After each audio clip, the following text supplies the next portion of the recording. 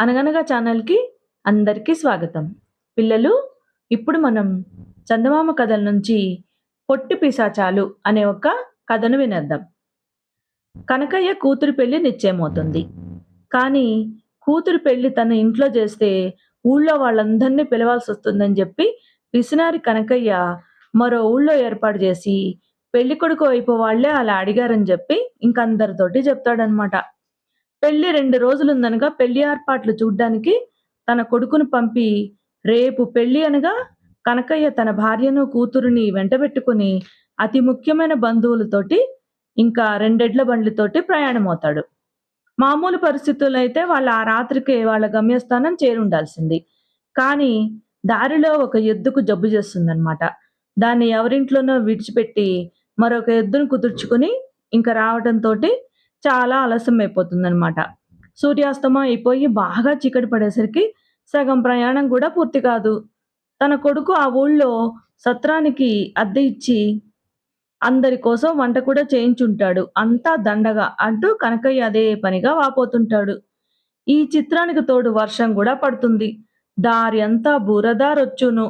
దారి పక్కన ఉన్న శ్మశానం నుంచి నక్కల కూతలు, గుడ్ల గూబల అరుపులు భయం పుట్లేటట్టు వినిపిస్తూ ఉంటాయి. గతుకుల దారిన పోతున్న బండి అకస్మాత్తుగా ఒక పక్కకు ఒరిగిపోతుంది.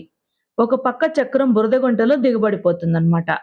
ఇంక అందరూ బండి దిగి బండిని గోతిలో నుంచి బయటకు తొయ్యడానికి ప్రయత్నిస్తారు. కానీ ఎంత ఆయాసపడినా గూడా లాభం లేకపోతుంది. ఇంతలో కనకయ్యకు పెద్ద కోలాహలం వినిపిస్తుందన్నమాట. ఆ బండి గూడు మీద ఎవరో దూకినట్టు అవుతుందన్నమాట. కనకయ్య పైకి చూసి నిర్ఘాంతపోతాడు. గూడు మీద కొన్ని పొట్టి పిశాచాలు చేరి పల్టీలు కొడుతుంటాయన్నమాట. "ఎవరు మీరు?" అని కనకయ్య వాటిని అడుగుతాడు. "మేము పొట్టి పిశాచాలం.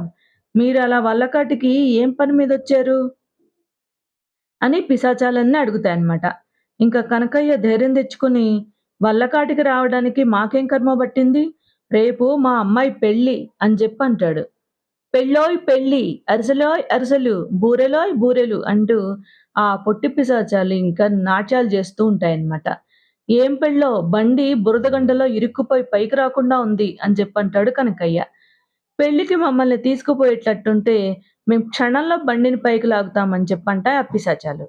"బండిని పైకి లాగండి, మిమ్మల్ని తప్పకుండా పెళ్ళికి తీసుకుపోతాం" అని చెప్పంటాడు కనకయ్య. ఇంకా అందరూ బండిలో ఎక్కి కూర్చుంటారు. పిశాచాలు బండి గూడు మీద నుంచి కిందకు దూకి బండిని పైకి తోసేస్తాయి. తర్వాత బండి ఇంకా రెట్టింపు వేగంతో నడుస్తుంటుంది. బంధువుల్ని తప్పించుకుని పెళ్లికి పిశాచాలను వెంట తీసుకుపోతున్నావు అని కనకయ్యను అతని భార్య ఎత్తి పొడుస్తుందన్నమాట. నీ మొహం, మన ఆ ఊరు చేరేసరికి తెల్లవారే పోతుంది. పిశాచాలు తమ దారిన తాము పోతాయి అని చెప్పంటాడు కనకయ్య. బండి పోతున్న వేగం చూస్తే కోడి కూసే లోపనే చేరిపోయేటట్లున్నావు. అప్పుడేం చేస్తావు? ఈ పిశాచతుద్దులకు మర్యాదలు చేయడం నా వల్ల గాదు. అదేదో నువ్వే చూసుకో అని చెప్పంటుంది కనకయ్య భార్య. ఆడవాళ్లకు ఆలోచనా శక్తి ఆవగింజంతైనా ఉండదు.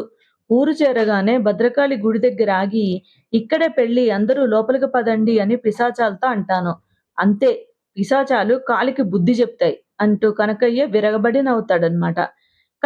కనకయ్య భార్య తన భర్త తెలివికి సంతోషిస్తూనే పైకి చిరాకు నటించుతూ, "నెమ్మదిగా మాట్లాడు, అవి వినగలవు" అని చెప్పంటుంది.